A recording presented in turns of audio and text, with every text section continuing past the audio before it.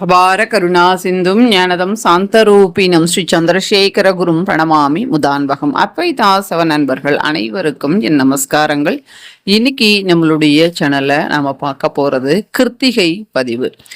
கிருத்திகை அப்படின்னு சொல்லும்போது முருகப்பெருமானினுடைய நட்சத்திரம், அதாவது கிருத்திகை பெண்கள் இவரை வளர்த்ததினால கிருத்திகை நட்சத்திரம் விசேஷமானதாக கருதப்படுகிறது. இந்த வைகாசி மாதத்துல வைசாக நட்சத்திரம், விசாகம் நட்சத்திரம், அதுதான் இவருடைய ஜென்ம நட்சத்திரம். அதனாலதான் வைகாசி விசாகம் ரொம்பவே சிறப்பாக முருகப்பெருமானுக்கு எல்லா கோவில்களிலேயும் விசேஷமாக நடத்தப்படுகின்றது.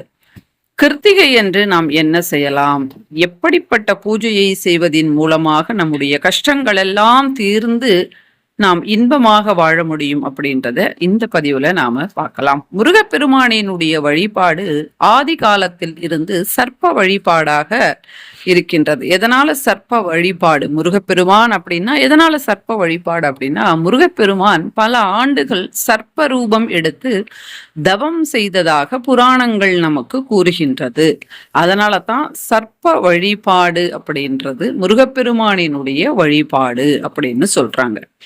முருகப்பெருமானை வழிபாடு செய்தால் நாக தோஷங்கள் நமக்கு நீங்கும் அப்படின்னும் இதன் காரணமாகத்தான் நமக்கு சொல்லப்படுகின்றது.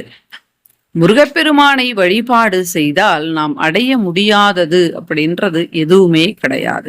எல்லாமே முருகப்பெருமானினுடைய ஆராதனை மூலமாக நாம் பெறலாம்.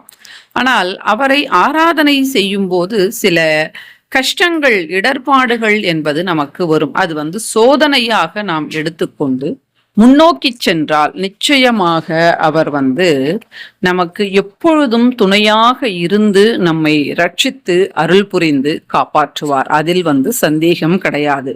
முருகப்பெருமானினுடைய வழிபாடு அப்படின்னு சொல்லுகின்ற வழிபாடு ஒரு உன்னதமான ஒரு வழிபாடு, ஒரு அபூர்வமான வழிபாடு, ஒரு அற்புதமான வழிபாடுன்னு சொல்லலாம். இப்ப சர்ப்பரூபம் அப்படின்னு சொன்னேன் இல்லையா, அடுத்து வேல் வழிபாடுதான் முருகப்பெருமானினுடைய வழிபாடாகவே இருந்தது. அதற்கு பிறகுதான் சொரூபங்களாக வழிபாடு செய்யப்படுகின்றது.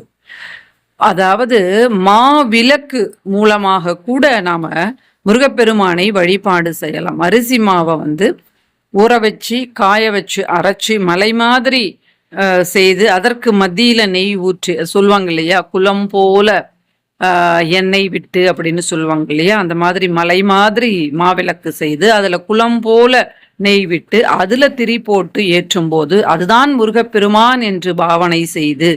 ஏன் அப்படின்னா, முருகப்பெருமான் குன்றுகள் தோறும் இருப்பார். அதனால தான் அவருக்கு போடுகின்ற அந்த மாவிளக்கு கூட குன்று மாதிரி நாம செய்து குளம் மாதிரி நெய் விட்டு அதுல திரிவிட்டு நாம ஏத்தணும். அப்படி வருகின்ற அந்த அக்னி ஜுவாலை அப்படின்றது அதுதான் முருகப்பெருமான். அக்னி ஸ்வரூபமாக முருகப்பெருமானை வழிபாடு செய்யப்படுகின்றது.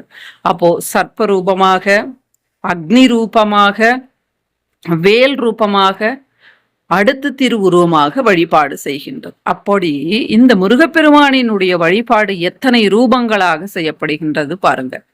முருகப்பெருமானை ஒவ்வொரு கிருத்திகை என்றும் ஒவ்வொரு விசாகம் நட்சத்திரம் என்றும் வழிபாடு செய்வது நம்முடைய வாழ்க்கையில நாம் படுகின்ற அத்தனை கஷ்டங்களுக்கும் ஒரு நிவர்த்தியை இந்த வழிபாடு என்பது நமக்கு கொடுக்கும். என்ன பண்ணலாம், எப்படி செய்யலாம் அப்படின்றத பார்க்கலாம். எல்லாரும் அறிந்த ஒன்றுதான் 6 தீபம் ஏற்றுவது. அதோடு சேர்த்து இந்த மாவிளக்கு தீபத்தையும் நீங்க ஏத்துங்க. 1 ஏத்தினா 6 தீபம், அப்படி இல்லைன்னா மாவிளக்கு தீபம் ஏதோ ஒன்றை ஏத்துங்க. எல்லாத்தையும் போட்டு ஏத்தி கஷ்டப்படாதீங்க.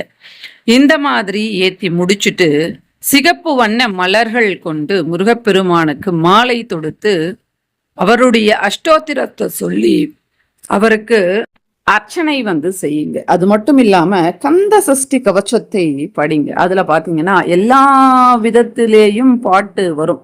எல்லா விதமான அவயங்களையும் காப்பாற்றுங்கள் காப்பாற்றுங்கள் காப்பாற்றுங்கள் அப்படின்னு சொல்லி. அதனாலதான் கந்த சஷ்டி கவசம் ஒரு உன்னதமான ஒரு கவசமாக நமக்கு வழிபாட்டில் இருந்து வருகின்றது. அதனால கந்த சஷ்டி கவசத்தை படிச்சுட்டு அவருக்கு சிகப்பு நிற மலர்களால அர்ச்சனை 108 நாமம் சொல்லி அர்ச்சனை பண்ணி தூபதீப ஆரத்தி நைவேத்தியம் காட்டி நம்முடைய பூஜையை நாம் முடித்துக் கொள்ளலாம். இப்படி ஒவ்வொரு கிருத்திகை என்றும் நாம் செய்யும் போது முருகப்பெருமானினுடைய பரிபூர்ண அனுகிரகம் கிடைக்கும். இப்படியெல்லாம் எங்களால செய்ய முடியாது அப்படின்னா ஒவ்வொரு கிருத்திகை என்றும் ஒவ்வொரு விசாகம் நட்சத்திரம் என்றும் முருகப்பெருமான் கோவிலுக்கு செல்வது ஒரு வழக்கமா ஏற்படுத்திக்கோங்க. அங்கு போயிட்டு அவருக்கு நீங்க அங்கு 6 தீபங்களை ஏற்றி முருகப்பெருமான் கோவில 6 முறை வலம் அவரை கண்டுகளித்து அவருக்கு அபிஷேகம் நடந்தால் அந்த அபிஷேகத்தில் உங்களால் இயன்ற பொருட்களை வாங்கி கொடுத்து அபிஷேகத்தை பார்த்துட்டு அங்கு அமர்ந்து கந்தசஷ்டி கவசத்தை படிச்சுட்டு கொஞ்ச நேரம் தியானம் பண்ணிட்டு உங்களுடைய குறைகள் எல்லாத்தையும் நிவர்த்தி செய்யும்படி அவரிடத்தில் வேண்டிக் கொண்டு வருவது நமக்கு எல்லா விதத்திலேயும் நன்மையை தருவதாக இருக்கும். இது கிருத்திகை மட்டும் இல்லாம ஒவ்வொரு மாசமும் வருகின்ற விசாகம் நட்சத்திரம் அன்று கூட நாம இந்த மாதிரி செய்யணும். இப்படி நாம செய்யும் போது அவருடைய பரிபூர்ண அனுகிரகம் கிடைக்கும். எந்த பூஜை செய்தாலும் நாம முதல்ல விநாயகரை வச்சு பூஜை செய்யணும். அந்த மாதிரி விநாயகரை வச்சு பூஜை பண்ணிட்டு அதற்கு பிறகு முருகப்பெருமான் பூஜை செய்யணும். விநாயகர் வச்சு நம்ம பூஜை பண்றதுக்கு முன்னாடி விளக்கேற்றி தான் நம்ம பூஜையே பண்ணுவோம். அப்போ அந்த விளக்கு ஏற்றும் போது அங்கு முருகப்பெருமான் விடுகின்றார். ஏன்னா அக்னி ஜுவாலை தானே முருகப்பெருமான் அப்படின்னு நாம பார்த்தோம். அப்போ விளக்கேற்றி தானே ஒரு பூஜையை நாம ஆரம்பம் பண்றோம். அப்போ விளக்கேற்றும் போதே முருகப்பெருமான் வந்துட்டார். அதற்கு பிறகுதான் விநாயகரே இங்கு வருகின்றார். முழு முதற் கடவுள் விநாயகர், அவருக்குத்தான் முதல் பூஜை அப்படின்னு நாம சொல்றோம். ஆனா விளக்கு ஏற்றி அதற்கு மஞ்சள் குங்குமம் வைத்து அக்ஷதை பூ போடும் போதே அங்கு முருகர் வந்துடுறார். அதற்கு பிறகு விநாயகர் வரார். இப்படியும் சொல்றாங்க. அதுவும் உண்மையும் தான். ஏன்னா அக்னியாக ஜுவாலையாக அவரை வணங்கும் போது விளக்கேற்றி வழிபாடு செய்யும் போது முருகப்பெருமான் வருகின்றார். அது உண்மைதானே.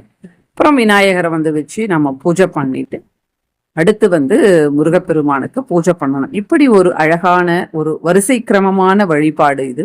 இப்படி நாம செய்யும் போது நம்முடைய அத்தனை கஷ்டங்களையும் போக்குவார். அத்தனை கஷ்டங்கள்லாம் என்ன கஷ்டங்கள்? திருமணம் நடைபெறும், குழந்தை பிறக்கும், வேலை கிடைக்கும், தோல் சம்பந்தப்பட்ட வியாதிகள் நயமாகும், கடன்கள் அடையும். அங்காரக பகவானின் அதிதேவதை இவர்.